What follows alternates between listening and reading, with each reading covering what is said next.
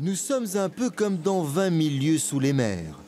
Dans ce laboratoire, on y cultive plus d'une centaine d'espèces de corail. Des espèces qui renferment des ressources thérapeutiques extraordinaires et multiples. Notamment par exemple des coraux du genre Sarcophyton, dans lequel on a découvert en Australie une molécule anti-VIH, donc pour lutter contre le sida.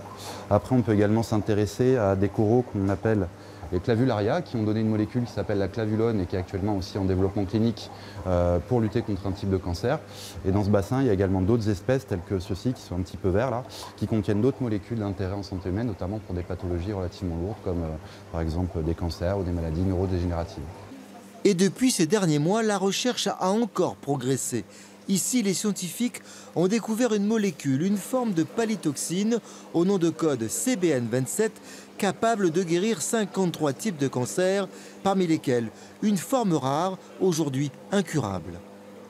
On est parvenu à obtenir la rémission des animaux, donc ce qui est tout à fait exceptionnel et ce qui laisse présager d'un développement pour faire un médicament traitant particulièrement cette pathologie. C'est toujours le même mécanisme qui est mis en œuvre et ça conduit systématiquement à la destruction des cellules cancéreuses, là où les cellules saines sont épargnées.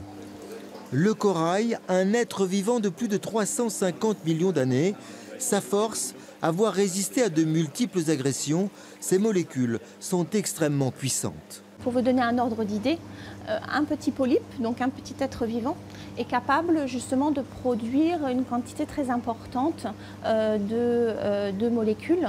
Et là, à l'heure actuelle, nous avons dans nos bacs de quoi traiter plus de milliers de patients.